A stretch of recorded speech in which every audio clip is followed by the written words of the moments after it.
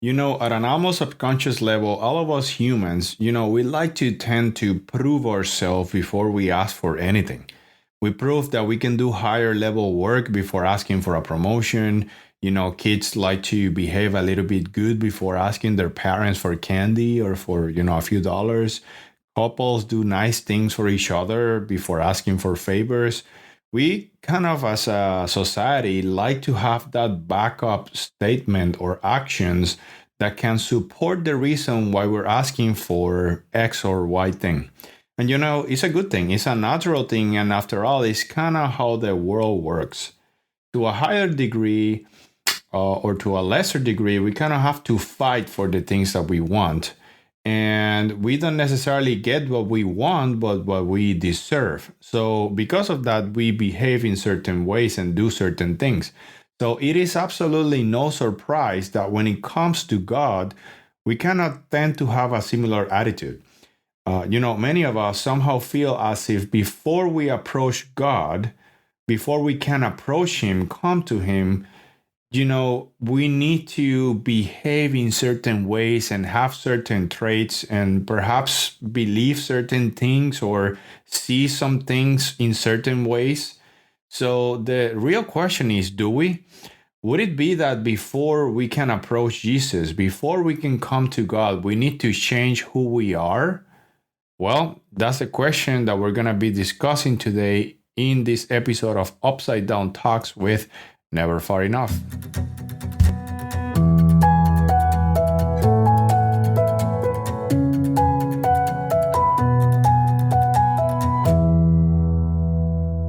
We all have sinned and we're all sinners. And when one recognizes the majesty and the glory of God, it is actually quite impossible to not feel anything but unworthy.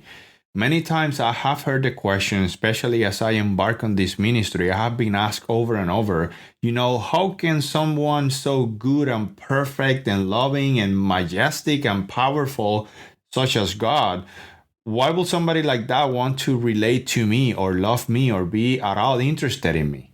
And, at its most basic essence, the question is kind of a valid one. It has a point. But here's the thing, it's only a valid one when we look at it from our human tainted perspective. It is only a valid question when we come from a position that is ignorant towards the nature and the character of God.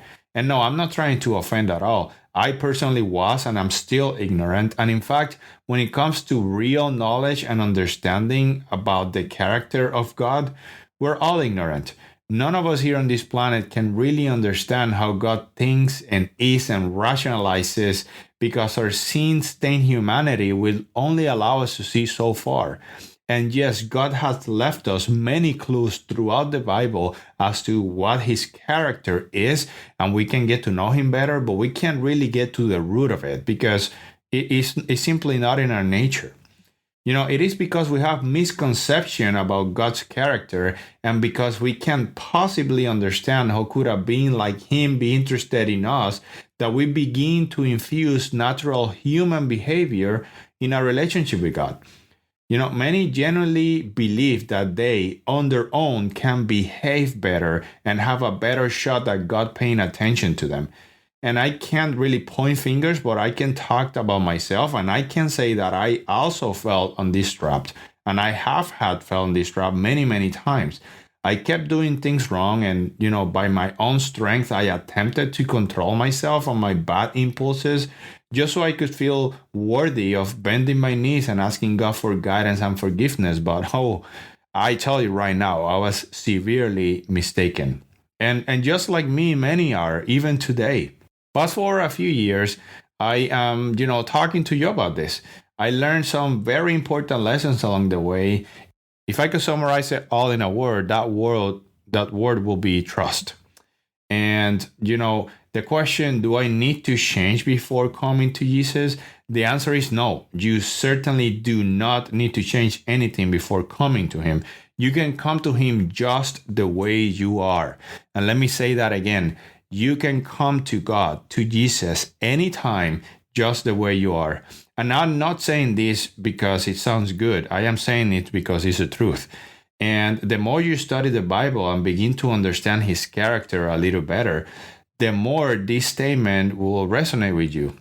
So I don't want you to take my word for granted. I think the best way to, understand things and study Bible is by referencing the Bible. So let's just look at a few Bible cases that perfectly show us that we certainly don't need to change before coming to Jesus. And let's start with this. The Bible does say that God is the same, has been the same, and of course will forever be the same. And since the Bible is God's word and God is true to his word, of course, we can use a simple study. We can use cases in the Bible and evaluate how these certain characters in the Bible were before Jesus came into their life, before God came into their life, and see if they had to change. And of course, if they didn't have to change, the analogy can be made, or the point can be made, that we also don't need to change. And let's do this by looking at a few cases. And I have 4 cases here. The first is the case of Abraham. And you know that Abraham is, known in the Bible as the father of nations and of faith. But the father of faith, as a matter of fact, lied quite a bit. He was a liar and he did not trust God at all in the initial phases of his relationship with him.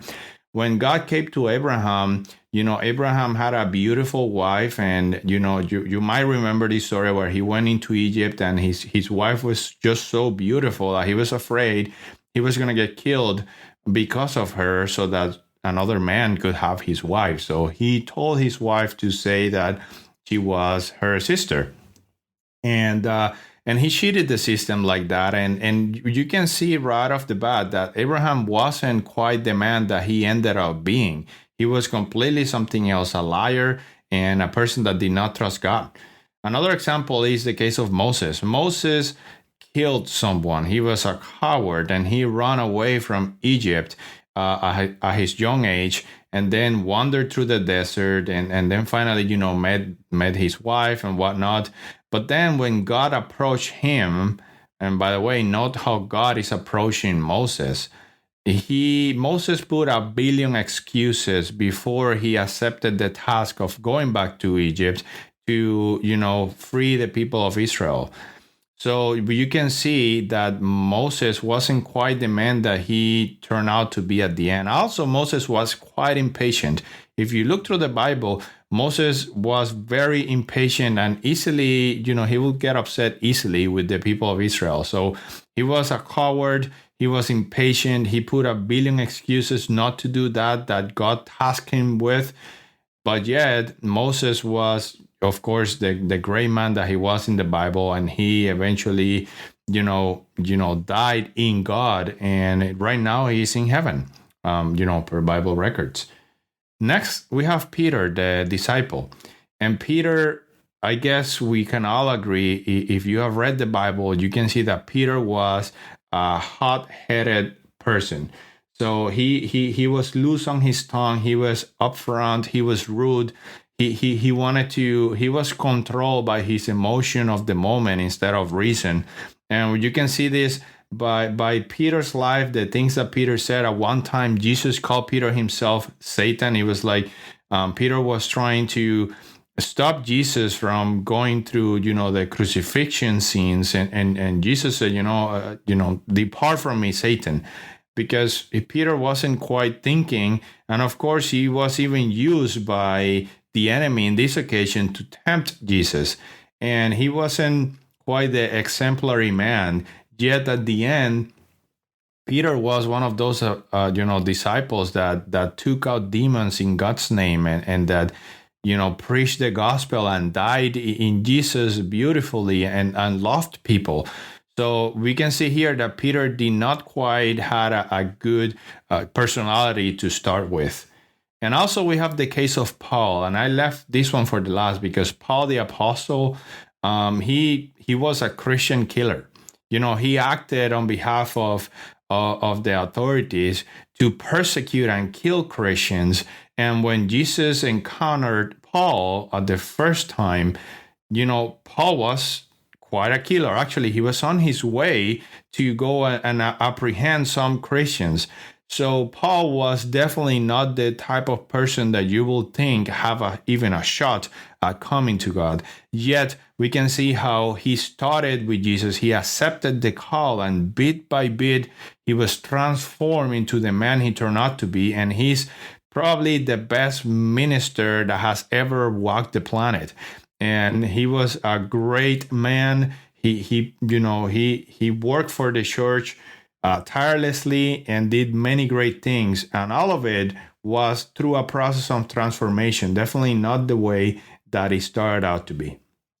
So we could go on and on reading about cases where people were not necessarily at their best.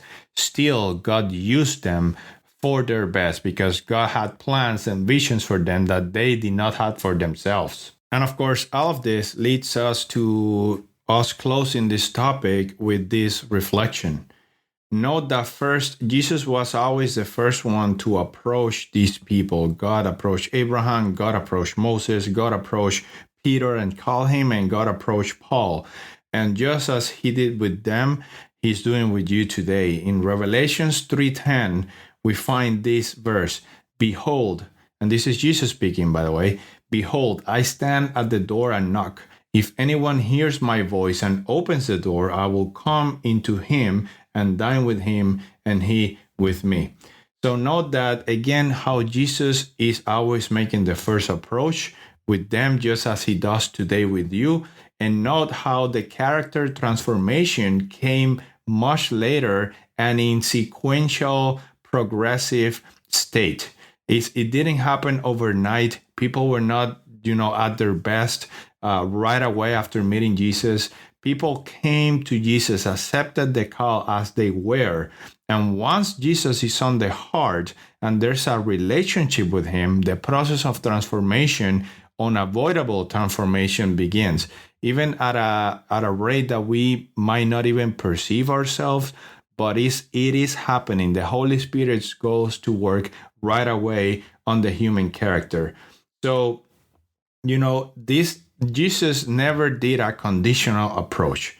All of these men, just like us, were sinners and they have bad traits behavior, and still God took them in and called them into his service just the way they were. And just as today, he's calling you, just as we read in Revelations 3:10, and of course, he wants you to let him in now and for you to understand that you can be the way you are, but he, once inside you, he will transform you to be the best version of yourself. And this is the beautifulness of Jesus. This is just a part of the beautifulness. And I invite you, my friend, to take his call, accept him, go on your knees today, ask him to come into your life. And I just guarantee it, your life will never be the same. So he's calling to you right now. The question is, will you accept his call?